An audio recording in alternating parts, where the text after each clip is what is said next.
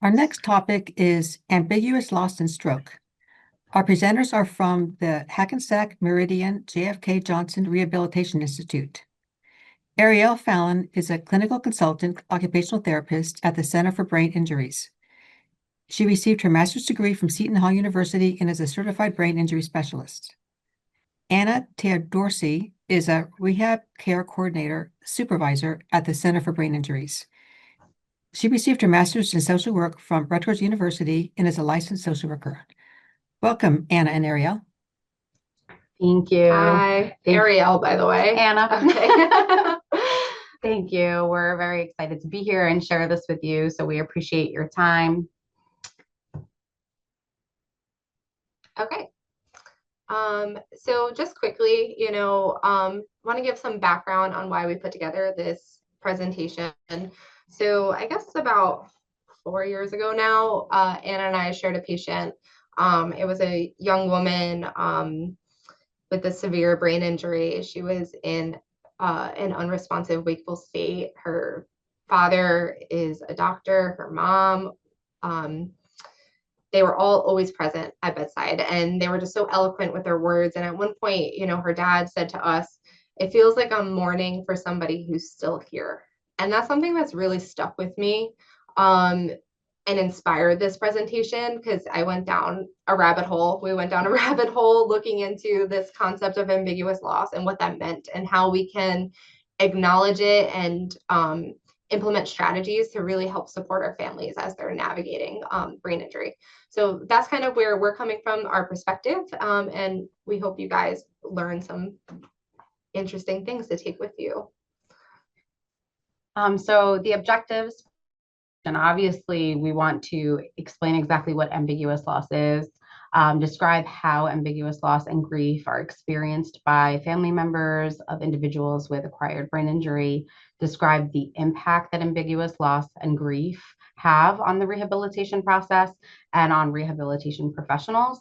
We're going to identify strategies to support families, caregivers, survivors throughout the rehabilitation process while empathetically providing realistic information that is sensitive to caregivers' emotional needs.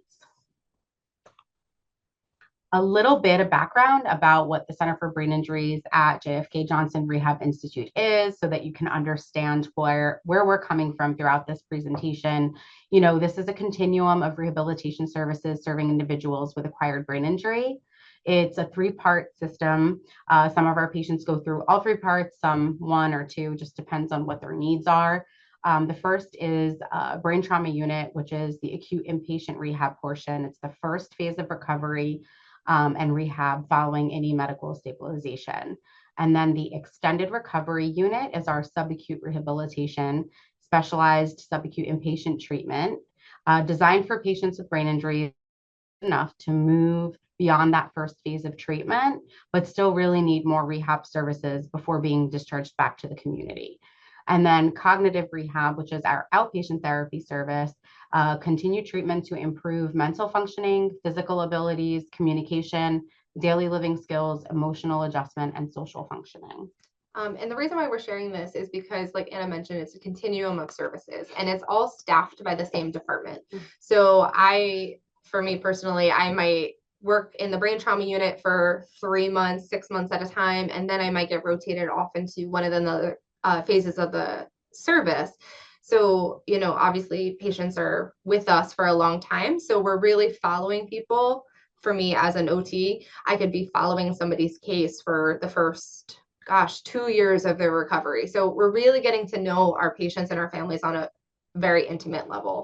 And full disclosure, when we talked about that family that really inspired this, it was not the first time we had lost a patient, but I think the first time where we were trying to put a finger on what we were feeling. And like when we really looked into the research and why we were grieving, and it was just a different experience. We really started to realize the impact that just a continuum has, and that, how long we can be with patients and families. And the more research, really it was you that dove into the rabbit hole, the more we really got some validation and understanding, and that sent us more trying to say, okay, how can we bring this all together to support the families as well as our staff? Okay, So before we dive into the concept of ambiguous loss, I just want to speak briefly about the 5 stages of the grieving process as defined by Kubler-Ross. So I'm sure most people are probably familiar with this. Um, after a death occurs, oftentimes there is a period of denial, which can look like avoidance, confusion, shock, fear. Then somebody might transition to a period of anger, so frustration, irritation, that anxiety, into maybe a bargaining period where they're trying to find their meaning. If I had only done this, would the outcome have been different? Could I have saved this person? Into depression, and then eventually into acceptance. And the reason why I'm bringing this up is because a chart like this that I can go into Google and I can say 5 stages of the grieving process, give me an infographic. The fact that I can do that really underscores the difference between typical grief and ambiguous loss, right?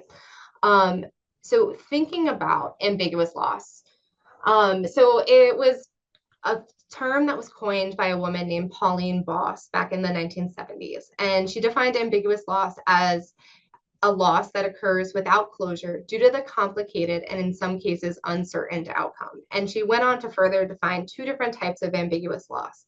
Type 1 being physical absence with psychological presence. And that's really seen in things like a loved one goes missing, or catastrophic examples such as like kidnapping, missing bodies due to war, or natural disasters, things like that. And then type 2 being psychological absence with physical presence. So the person is still physically there, but they're changed either emotionally, cognitively, oftentimes both, to the point where, they don't seem like the person they were before. And type 2 is what we're looking at when we're, working in the population of those with neurologic impairments due to stroke, traumatic brain injury, dementia. It's really that type 2 component of ambiguous loss that we're talking about. Okay, so just to differentiate a little bit more between ambiguous loss and quote unquote ordinary loss due to death. So obviously in ambiguous loss, we're talking about people who are still alive, right? There's no death, but there's also no certainty that the person will ever return to the way they were before. And that is really challenging for people to navigate, right? It creates lack of closure. They need to kind of navigate this uncertainty, and oftentimes it's a rapid change in function that they experience. We hear all the time, they were fine at dinner, they went to bed, and they woke up and they couldn't move one side of their body, or they weren't able to speak.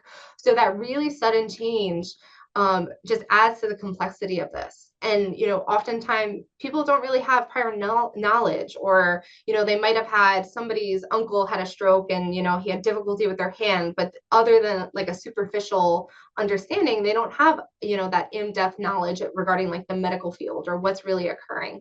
So all of that just creates really like a perfect storm of uncertainty, right? The person's still here, they're so profoundly different, but we're hopeful they might get better. But what does better look like? And oftentimes ambiguous loss can be referred to as frozen grief or grief limbo, because that uncertainty and the lack of answers can make it feel like an ongoing trauma. Every step backwards just feels like you're kind of in that again. Or even as patients make progress and they get closer to their baseline, it makes you just miss those little things a little bit more. And often too, other people might not even realize that you're grieving at all. So it really just makes this complicated situation for our patients and families to experience. Yeah, and what I'd like to highlight is that really what we're asking, or what is happening, is that caregivers are existing in this very vague gray area. And while they're in it, very tangible things are being asked of them, right? Like in rehab, we're asking for you to plan, we're asking for home modifications, we're asking for next steps. But this loss that they're in, that they're navigating, it's so undefined and so unusual that it's very difficult. And it leaves them really seeking some markers that they can really that they can put out and say, okay, this is going to identify what I mean by my family finding normalcy again. We had a husband say to us that he really wanted his wife to be able to participate in Wordle again.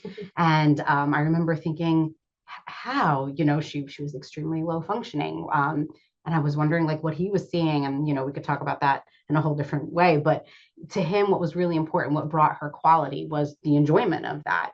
And I think it's really important for us as rehab professionals to remember that all of the people we encounter are going to identify these markers of success very differently. And it's really important for us to get to know what those look like. So the impact of ambiguous loss on caregivers. It's widely acknowledged that caregivers have to deal with continuous and demanding workload of informal care, leading to significant decrease in their leisure and social participation. They face high emotional burden with high levels of anxiety and depression. Besides loss due to a substantial reduction in their relatives' functioning after the acute event, caregivers have to face other losses at individual and interpersonal levels, perceived as changes in the patient's identity, changes in the caregiver's identity, relational dimension, and caregiver concerns. Due to the substantial reduction in a patient's functioning and responsiveness, caregivers may feel anguish for the relative's absence, and as a consequence, they may try to stay in very close contact with them, giving up other duties and activities in order to see them as much as possible. And, like an inconsequential example I always give of this is like when you see somebody on the unit who looks very tired or whose hair hasn't, they haven't done their roots. I know it sounds silly, but you're like taking that in and thinking everything's on hold for this person. They're really invested in this rehab, rightfully so. They've suffered an extremely traumatic event as a family member. And how is this affecting their day to day? For us, it's work and we go home, but this is their in and out. This is their morning and evening. And this is going to continue beyond their stint with us in rehab. Studies find that caregivers increase the intensity and frequency of physical contact, and this can sometimes become intrusive. I always think about, we had a spouse who would lay in bed with her husband, and the therapist would always come to me and say, like, how do I engage in that moment? How do I get him in for rehab? It just felt like a very personal moment for them, and also for her own grieving and understanding and their own grieving as a couple. And we sometimes feel like we're intruding on that, and it's a delicate balance. Physical contact becomes a very important way for caregivers to interact with their relatives. Touching them gives them really the proof of their presence after such a catastrophic event. We had the young patient who kind of inspired all of us to begin with, and her dad would constantly like brush her hair or like stroke her cheek, and it was very sweet. And he would acknowledge, like, I need to know that she's here. So I just Things you might see. So researchers observed that family members often voice unrealistic hopes of full recovery and return to normalcy. And this is marked by the cessation of disability, suggesting the journey to disability as a permanent reality rather than temporary disruption to past life and relationship can be extremely challenging for us as professionals. And research has also shown that relatives who provide acquired brain injury related support often experience an array of poor psychological outcomes, including reduced quality of life, increased caregiver burden and depression, reduced family functioning, and increased distress, in addition to heightened stress and anxiety several years after the onset. While brain injury is a chronic condition, our medical system, our healthcare system sets families up to really believe in things ending. And that's what I kind of mean by unrealistic hopes of a full recovery, because if you have no understanding of the system that you're in, when somebody tells you, oh, you have 12 weeks of FMLA that you can take care of your loved one, oh, your spouse's rehab benefit affords 60 days in inpatient rehab. These are very tangible markers that families are using. This is what they're hearing. Okay, so in 60 days, they must be able to be in a better position. In 12 weeks, they'll be able to take care of themselves because the system is allowing for this time, right? And this experience you've never had. So you're looking at the system to provide you with some sort of guideline.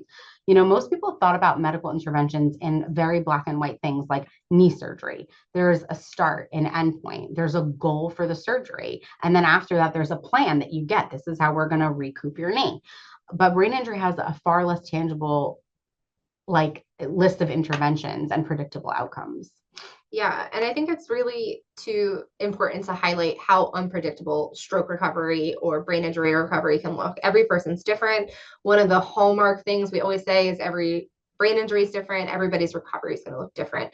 But for family, that just adds to the ambiguity, right? That we're just creating more gray for our families and our patients to navigate. And it's hard because, they think about somebody who was in rehab after like a knee replacement or something like that. And, at this many weeks, we're going to start doing this kind of range of motion, or I don't work in ortho, so I don't really know. And in this many weeks, you're going to be walking with a cane or whatever. It's more concrete in a way, not to minimize those with knee surgery, but, thinking about brain injury and the interventions that are available, oftentimes it's just we're managing symptoms. At least, there's not, one surgery that's gonna, you know, resolve hemiparesis or, correct aphasia. There's not always a quick fix. And sometimes I'll relate this, and we've talked about this, something like a baclofen pump, right? That's an intervention that's used for individuals with severe spasticity. So it's a pump that's implanted in the abdomen, and it, sends the medication directly to the spinal cord to decrease tightness in somebody's legs. And oftentimes, we'll recommend that for somebody who's has very severe spasticity. And oftentimes the goals afterwards are things just like positioning or comfort or to decrease caregiver burden because it's really hard to move their legs around to get them dressed or to get them changed. So presenting that to a family member, they hear, okay, they're going to have this big surgery. And at the end of it, they're going to be able to, oftentimes they're thinking get up and walk or, transfer independently or a big functional change. But really the goals are a lot different. And that can be hard for families to digest. It's hard for them to kind of measure the risk or the rewards of it. And I think, just relating it back to what we're talking about here is just, they're always looking for that return to normalcy, that cessation of disability. And it can pose a real challenge to what is happening during rehab. Okay.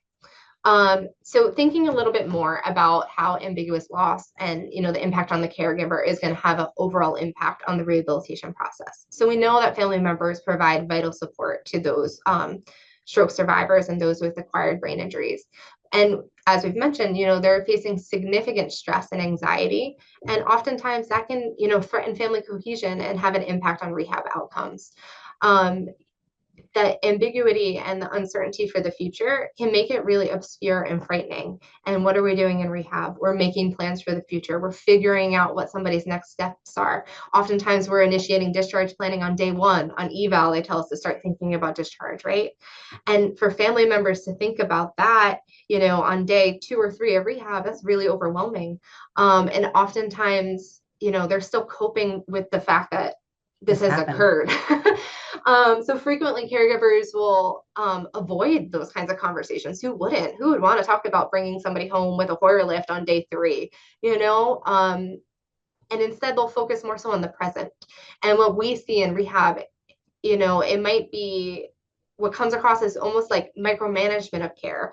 They'll focus really on practical issues, they need 3 pillows on their bed, or the iPad has to be in this corner of right. the room. Yeah. So all that really is to us, as a healthcare professional, I might be like, wow, this family's being difficult, but really they don't get it at all, we've got bigger fish to fry. Yeah. But really it's just a task-oriented coping style, right? They're focusing on things they can control and things that are, not so intimidating as, installing a ramp or redoing your shower to make a roll in to accommodate a commode. And, the research shows that when families are more stressed, oftentimes patients show slower recovery and they experience more roadblocks, right? If a family can't participate in discharge planning or they can't make home modifications because mentally they're not able to conceptualize that right now, right? That's going to impact somebody's discharge disposition. It's going to impact, what we're able to recommend. And, in the literature, they've found that a patient's recovery was directly affected by the moods of their caregivers. And I've seen this too, where if I had a patient recently whose wife was having a very difficult time dealing with her husband's change in status. And when we brought her in for family training, she was distraught and negative. I'd be teaching her how to roll him in bed, and she would say out loud things like, how am I going to do this? Well, how am I going to get him up? What am I going to do? And obviously, the patient's right there, he can hear this. And, he had cognitive impairments, but, he got it. And that, kind of made him feel bad, right? Like he was feeling like a burden on his wife. So that's going to impact. And worried for her. Correct. Yeah. And just legitimately worried, like my wife's not doing well, like what can we do for her? So that's going to impact his rehab and it's going to impact his progress. If everybody's stressed, that's never a good thing. So let's talk about disenfranchised grief, which is generally grief that's not usually openly acknowledged, socially accepted, or publicly mourned.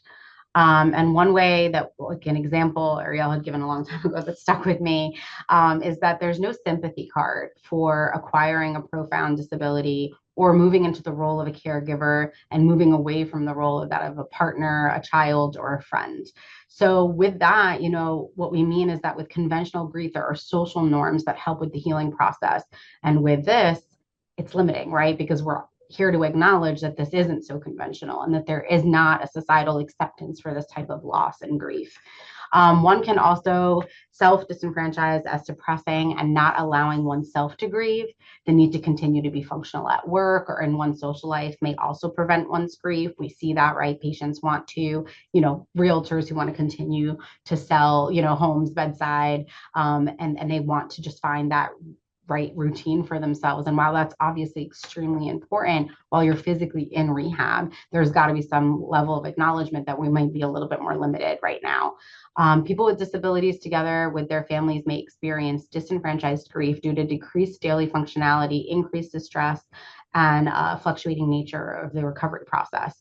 And we always urge families to talk to somebody and to get resources and to get help. We had a challenging case with a younger couple, and the husband, relatable in age and life and all of that, so we had been talking for a while, and he said to me, I'm in therapy. Like, I know I need therapy for whatever is happening with my wife, but my therapist looks at me like I have 8 heads when I talk about what it's like to be the husband of somebody in a vegetative state. And, for him, he would acknowledge, like, he thought the worst day was the day of this catastrophic event. And as her prognosis unfortunately continued to change, he started to acknowledge, wow, the worst was still happening. There were these other decisions that had to happen. He just thought the catastrophic event happened. She was saved. She was a miracle. Everybody always hears this. They weren't supposed to make it and they did. And now the good is going to happen, right? Like now the recovery is going to happen. And sometimes there's a lot of challenges there. And the nature of brain injury, it can fluctuate so much. Trying to explain to families, we expect this, we anticipate this fluctuation. It doesn't help get out of this area that we've put them in, this gray area. So how can we provide support, right? That's a huge goal. There's 3 themes in literature that enhance well-being. Moving through denial towards acceptance describes the participant's struggles to accept the longevity of brain injury and the use of strenuous care practices to deny or fight disability. We'll talk more in the next slide about how moving through denial towards acceptance can really manifest in reality. Confronting and managing ambiguous loss, how participants split their partner's identities before and after the brain injury to grieve for the relationship that they lost. Families often tell us who their loved ones once were. They're grieving the loss of this person while balancing guilt in the grief because their loved one is still here. They always decorate their rooms. There's so many pictures. They want us to know who their loved ones were. They want to remind themselves who their loved ones were. And I'm sure survivors in that moment also want to feel connected to that. But there is an element of grief that families and everybody is experiencing that needs to be acknowledged, right, for these healthy conversations to happen. And also the third one is becoming an expert carer. Participants, the development of self-reliant attitudes to caregiving due to perceived limited help while embracing peer support that enhanced information and emotion-based coping. Finding support therapeutic practices that help family members confront the permanence of brain injury and target feelings of complex unresolved grief. Caregivers often face difficulties in identifying and expressing their own needs, and identification of their own needs require extra efforts and really need to be encouraged and supported. So really giving permission to feel, giving permission to say you're allowed to be sad. There are so many times in a session that I'll say to a family member or a patient, it's okay to say this sucks. Like, it's okay to be sad. It's okay that while we as rehab professionals are really applauding these moments of success that we see, that you don't feel successful right now, or that you don't feel satisfied with where you're at. Giving that permission and validating the feelings of grief for patients and caregivers and honestly staff is a game changer because we're allowing ourselves to be honest and exist in what's happening. And then that really allows for more, to me, productive, like fruitful conversations to follow. So moving through denial towards acceptance. This theme really outlines a process of adaptation to disability from ABI that has two elements: a period of initial denial and disbelief in the profound and permanent nature of brain injury, and subsequently a movement to a more accepting, pragmatic stance that influences a change in coping style and strategies significantly. Individuals can really resist acceptance because they view it as giving up or losing hope for recovery. Denial functions as a coping tactic that fosters hope by rejecting the longevity of the injury and asserts the individual's capacity to fight the brain injury and heal their disability. Therapeutic intervention should really reconcile notions of hope and acceptance in order to help carers confront the permanence of the brain injury and develop sustainable care practices. So the time for processing is really right now for both patients and families. And this can be really challenging considering that in most cases, understandably so, long-term prognosis has really not been discussed yet. We really try to keep in mind that we're still in the acute phase of brain injury. Therefore, most family members have not even begun accepting the reality. They're still processing that their loved one has simply survived. For example, we have a patient who has significant cognitive and physical deficits, leaving her dependent for all mobility with minimal communication skills. Her family is extremely present and very pleasant and very supportive. The husband acknowledges her deficits by advocating for the appropriate interventions, supporting her therapy, discussing long-term goals of home modifications, and getting her back home. In the same conversation, as he's talking about ramps and wheelchair accessible vans, he'll say, until she walks.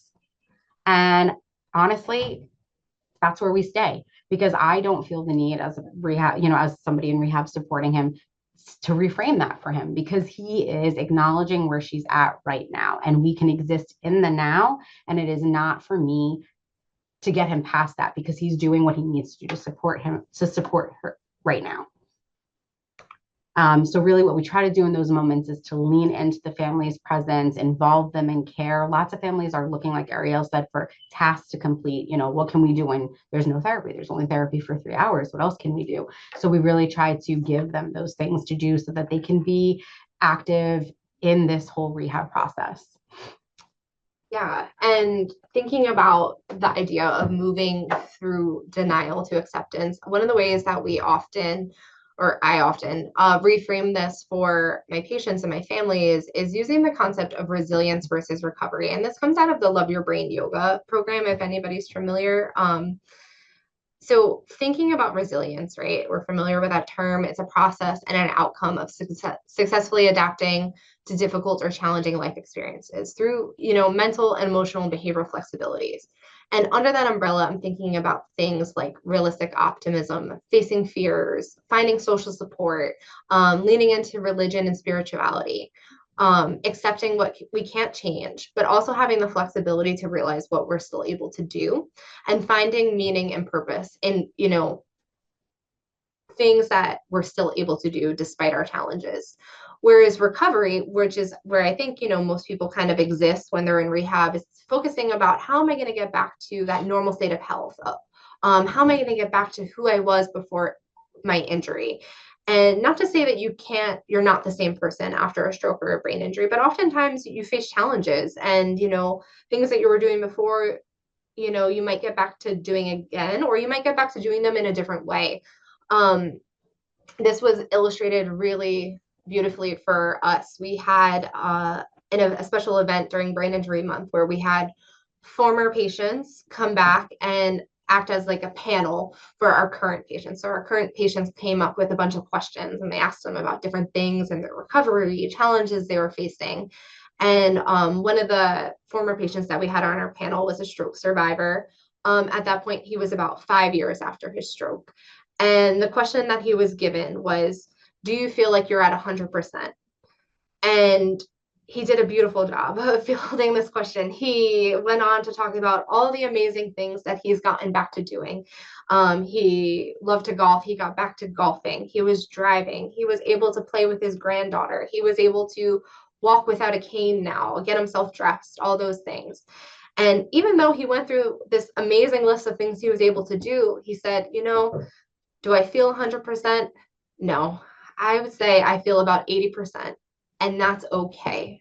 And I think that really just illustrated to our current patients who are kind of like in the thick of it, so to speak, that even though you might not get back to that 100%, there's still so many opportunities for recovery, even if full recovery isn't an attainable goal. He was able to golf, but maybe, he wasn't able to do a full 18 holes. Or when he played with his granddaughter, he had to sit down on the couch. He wasn't able to get on the floor with her. So even though, his life looked different now, there was still a lot of good and there was still a lot of meaning and purpose. So I think, introducing this concept really helps with people to kind of accept the uncertainty and accept, the challenges and the differences and the way their lives look different, but still, let them kind of help to reconcile that notion of like hope and acceptance. Okay, so we've talked a lot about how ambiguous loss can impact the behaviors of our families and their caregivers.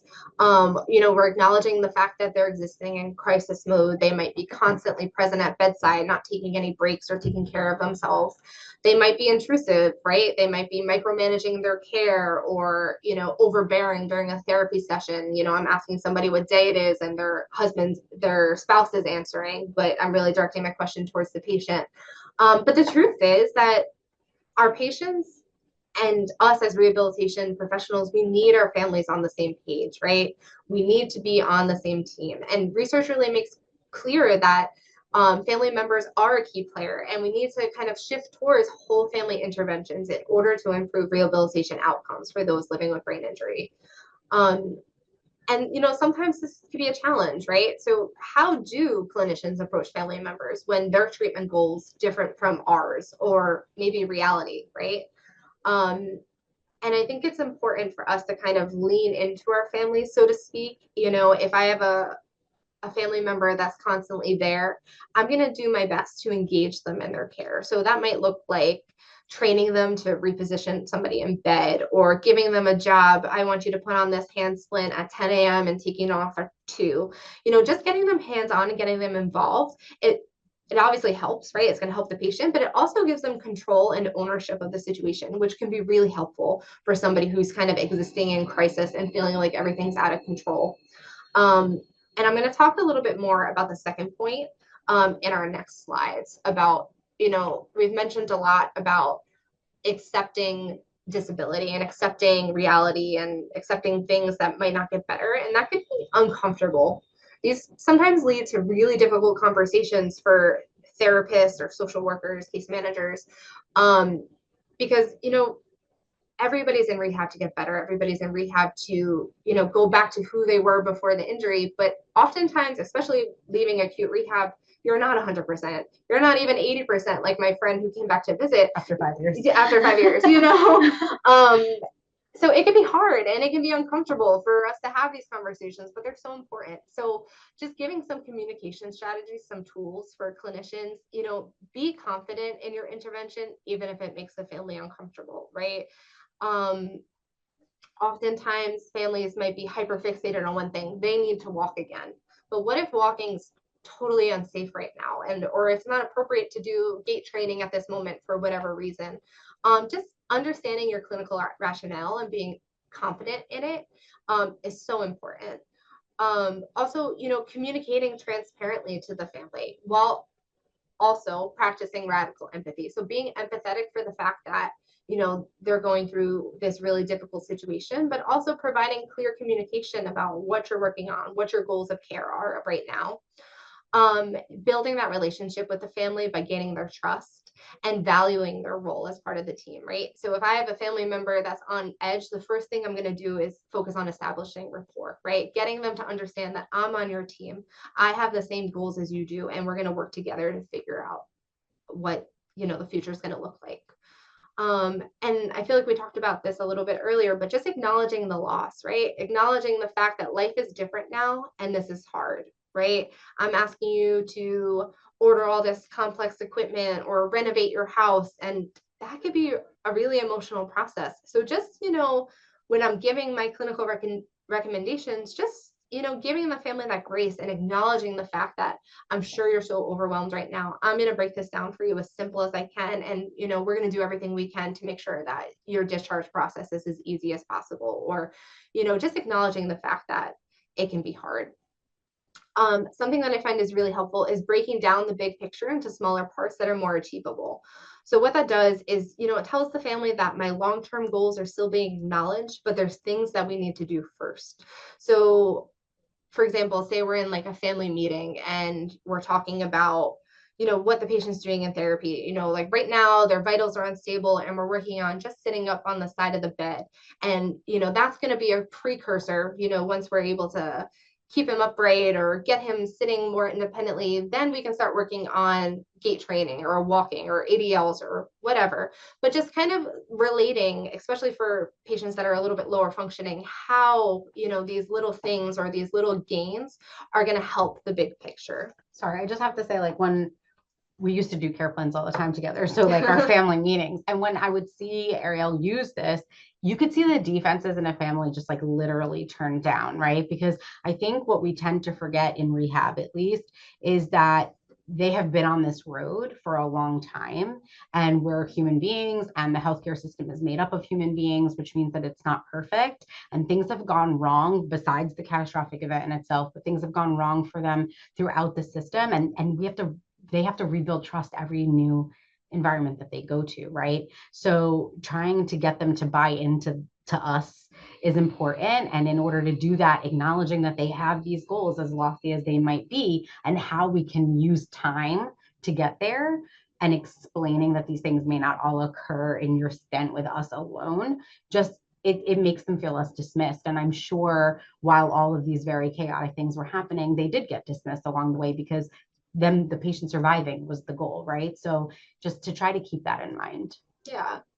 And I feel like something that, like Anna said, like a lot of times people have a lot of distrust for the healthcare system. And sometimes, families get upset and often times rightfully so, right?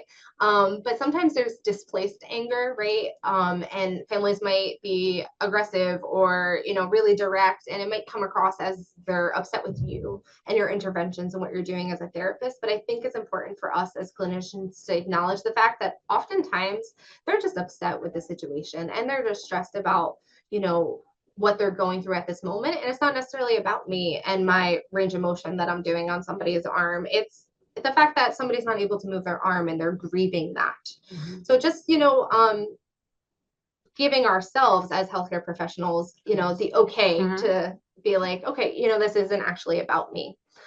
Something else to consider is just being aware of our own reactions and biases. A lot of us, speaking for therapists, we got into this field because we want to fix things, right? We want to get people better. And sometimes we can't. And that could be hard for clinicians. If you're trying every intervention, you're looking at the evidence, you're pulling out all the hats, so to speak, to get somebody better, and it's just not clicking.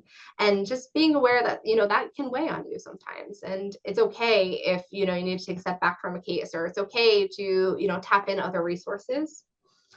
Another communication strategy I find that is really helpful when helping families and patients navigate this is just to focus on the right now. This is what we're working on today. Mm-hmm. And, I hear you. I know we have all these goals for the future, but right now this is where we're at. And just really, getting them to kind of be comfortable with existing in there. And also just, thinking about how to find that balance between optimism and reality. So reframing it into that realistic optimism, right? Like, this is something that I think is achievable. This is something that we're working towards. And then here's how, you guys are going to benefit from it. Toxic positivity. I think we see that a lot in rehab. He's a fighter. He's going to break through this. And obviously we want our families and our patients to be hopeful, but at some point, that can become toxic if it's, they're not acknowledging the other side of that.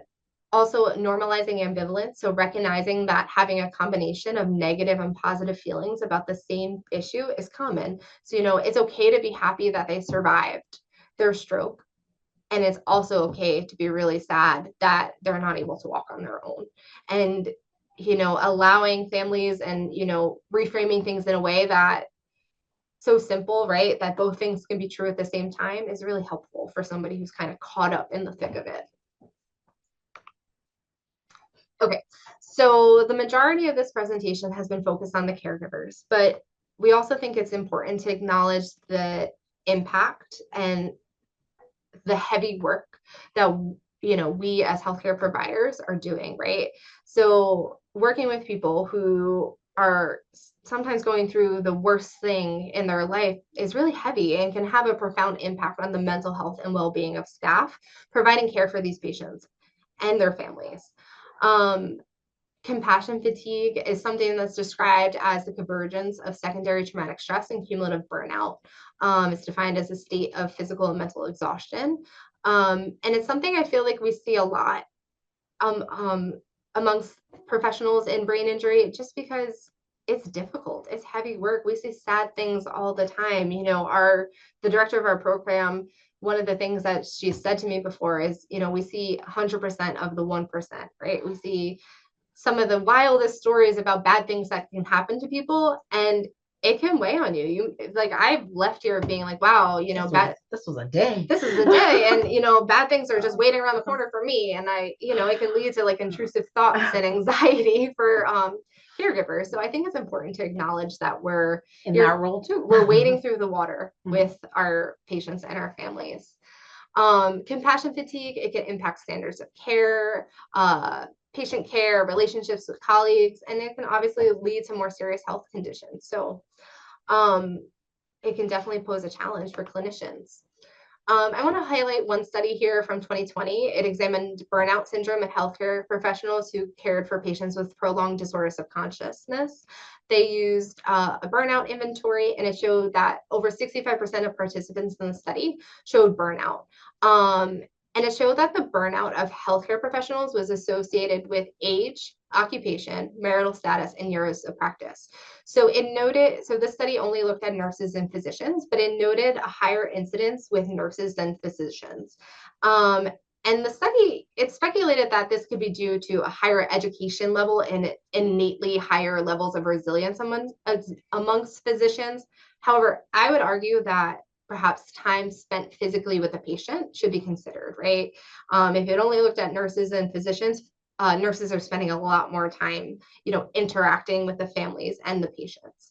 And families are different, even different versions depending on who you are sometimes. Yeah. It's also important to emphasize that that it correlated to a higher incidence of burnout with clinicians having less than 5 years of practice. So newer clinicians are experiencing higher level of burnout than more experienced clinicians. And that, to me, a question mark was like, okay, why? You would think you see that somebody who's been doing this for 20 years obviously has to be more burnout for somebody who's been doing it for 2, but that's not what this study found. And I think that has to do with kind of in what part, experience, right? Comfort level, confidence, ability to kind of separate themselves from, the things that they're encountering. And that comes with practice, right? So with that, thinking about, how can we support and develop these skills in our new grads, right? Because if people are burning out after just 5 years, that's a problem. We can't have a turnover. We need staff. We need people with experience. And I would argue, a lot of times when we're onboarding new grads, there's such an emphasis on developing clinical skills, right? You're going to learn this new handling technique, or you're going to learn about this new evidence-based practice, and we're going to make sure that you're really safe with transfers. But I would argue there also has to be a focus on developing, like, quote unquote soft skills. So helping skills to help clinicians navigate the emotional challenges, communication strategies, all those sorts of things to help decrease burnout and in turn, decrease turnover and improve retention of staff. So furthermore, the scales showed moderate levels of exhaustion, high levels of depersonalization, and highly reduced personal accomplishment.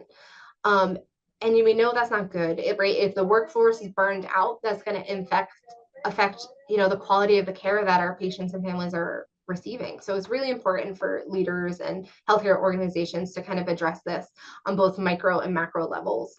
And that can look, different depending upon the organization and the supports that are in place. But, validating, the fact that this is heavy work and that, we're trying to help our patients and our families navigate grief while also, getting them higher levels of independence, improving our GG scores and all those sorts of things. And helping, clinicians to develop the skills to kind of navigate these challenges and having solid mentorship in place. Okay, so some key takeaways, right? So what we hope that you guys were able to take from this presentation. So grief and loss is obviously going to permeate all, aspects of recovery for those with brain injuries. Oftentimes, loss of physical and cognitive function is further complicated by changes in roles, relationships, and caregiver demands. And it's important for us to look at stroke recovery through the lens of grief and loss and provide increased access to supportive services and interventions. When we did this presentation for our staff here at JFK, I had one of the PTs said, okay, so you want me to be everybody's therapist? And no, I don't. You don't need to be doing like psycho counseling or with everybody you talk about, but just having it in the back of your mind, right? I'm trying to educate somebody about range of motion, but also keeping in mind that, they're going through this traumatic event and they're grieving, a significant change in their loved ones functioning. So just keeping that with me and like little things, right? Like reframing if somebody's getting down about themselves, about progress, or, helping them to put more context to the feelings that they're having. That's really what we're looking for. Mm-hmm. Not for everybody to be everyone's counselor. I'm okay with it. So just, being sensitive to these things, we think is super important. Okay. We do have a little case study. What time is it? It's okay, so we have like 10 minutes. So we could briefly go through the case study. So patient is a 62-year-old male, presents with functional deficits secondary to a left MCI stroke. He presents with aphasia, apraxia, dysphagia, muscle weakness. He requires, assistance for functional mobility and daily living and activities of daily living. Support system is made up of primarily his wife. He has minimal support from their adult children. The wife is frequently present, however, has been hesitant to discharge plan as their home is under construction. He was working in the union, so he has a union representative that has been an advocate. They're trying to get more time. They're really advocating for him to stay in rehab as long as possible. The wife comes across as overwhelmed, very hands-off, not quick to jump in if he needs something. She'll, always hitting the call button, even, just overall uncomfortable with providing care for him. She also has frequently rescheduled family training. So, we really pointed out just some points of reflection, right? So how does this case make you feel as a professional? How as clinicians do we reconcile the clinical prognosis with the family's expectations of recovery? What can you identify as possible signs of the ambiguous loss and grief that are happening for this wife and for him? What communication strategies do you think you could implement to support the therapeutic relationship? And how can we as leaders support staff through these really challenging cases? Because obviously her not showing up for training or deferring help while saying I'm taking him home and I don't need to hire, it gets very gray for us too, to figure out how do we get her to really acknowledge that this is more challenging, and how do I as a clinician make this safe? Yeah. And thinking about it from a clinical perspective, if I have on my schedule, okay, this person's wife's coming in at 9 a.m. for family training, and I've rearranged my whole schedule, and then I show up at 9 a.m. and the wife's not there. Obviously, that's going to be frustrating as a clinician who's planned their day around like a scheduled family training. And especially if it feels like, we're working really hard to get them home, but then the wife's not present when it comes time to do the training, it's frustrating. So then, I feel like before I was coming from this perspective, I might have just been like frustrated. The wife's not present. She's not supportive. She's not coming in. She's not doing what she needs to do, and just letting that be, and then just being kind of annoyed with the family. Whereas, knowing what I know now and having the experiences I have, you know, she wasn't just avoiding us because she doesn't care about her husband. It was because she couldn't, conceptualize. She was drowning in her grief and all the life changes she was facing. So holding space for that and understanding that, where people are coming from and seeing the whole picture, I think really changes how you interact with family members and how I approach like these sorts of challenges. My knee-jerk reaction wouldn't be to be annoyed where it might have been maybe, 8 years ago. Yeah, and I feel like we touched a lot on, those communication strategies and things. So yeah, we'd like to open it up if anybody has any questions about our presentation, any comments, things they want to share, experiences.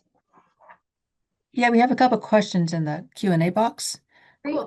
One of them is, do you talk with the patient about their ambiguous loss as well? Yeah, so I think it really depends on which part of the continuum that they're in. I'd say the bulk of my experiences in the extended recovery unit, and not often do we have patients that can like.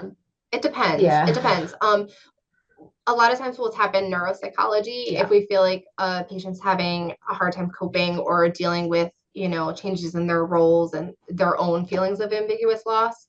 But I definitely find in my session, the same communication strategies that I'll implement with a family member, right? Like educating them about resilience versus recovery or breaking things down into smaller pieces.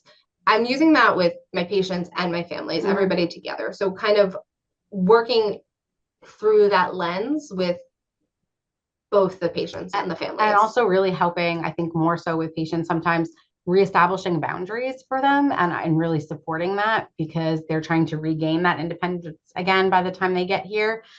Because, I think we touched on this at some point, there are a lot of pre-existing family dynamics that have happened, right? So this patient might be like a daughter who was typically estranged or who had left home 6 years ago and has been floating around. And now mom and dad are so present and so involved in making so many decisions. So of course, in those cases, yeah, their ambiguous loss comes up a lot. And how do they like redefine their role is really important. Okay, another question is, what resources do you provide, like a social worker, et cetera, for a caregiver experiencing ambiguous grief in an IRF unit? Yeah, so we did start a Love Your Brain yoga caregiver group. So I feel like that was really helpful. Also, I think ambiguous loss and brain injury is becoming more and more of a topic. I know the Brain Injury Alliance in New Jersey has also done like really good education on that. And we just try to now bring more awareness to the fact that what they're feeling is real and it's validated. And then, we try to link up the right supports wherever they're located, whether it's us or in the community. Another person asked, in the case study you just gave, what have you done to approach a wife like that and discuss what she may be facing? Yeah, I mean, I feel you want to start and then I can jump in. Sure. Okay. Her and I had a really good relationship. I have the privilege of walking through families now in this role in leadership.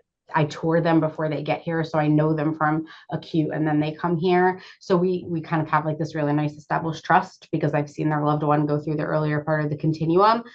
For me, it was really just saying to her the truth, in a safe space, like, hi, I'm noticing, that you're here all the time, except when when you've scheduled to come in, and like, let's talk about why, because we have to have a really honest conversation. That's just kind of who I am, that I like to call it out. And then to try to acknowledge this is really difficult and you were expecting your retirement with your husband to look really different. And that must be really hard. So what can we now do? What do you want to do with him? What are some things? I really love leaning on our interdisciplinary team. I understand the extended recovery unit is really unique in what we do. So I really like to bring in like our therapeutic rec. I like to bring in all of these other things that we tend to incorporate so that we can get leisure back and reintroduce them and do like a community out trip and take them out and let them really reestablish that. Sometimes when we see these roles as caregivers becoming a challenge, I try to get them out of here for a little bit to try to show them that they can have something different, whether it's a mom and a child or a spouse, just to give them a minute to exist in those roles again. Yeah, I think you hit the nail on the head. That's what I got. Yeah, I have time for just one more. one person says I'm a family member with a social work background. How can I best balance those two things as I support family members with brain injury, healing and living? Same. I think figuring out your own boundaries is really important, right? We said, like, look at your own bias, look at who you are, and you're going to have to take a step back. I think we've all been in this position as professionals. I've had a loved one go through the continuum, and it's a really difficult line to know what you know as a rehab professional and then take a step back. And I would encourage you as a social worker, the same way I encourage a wife and a mom to become a wife and a mom. You know what I mean? Like, don't become the caregiver, stay the wife, stay the mom. So for you, I would say, like, don't be the social worker, be the family wife. member. Yeah. Okay, great. Well, I think we're right at time. And thank you so much for this great presentation. It was very informative. Thank you, guys. Thank you.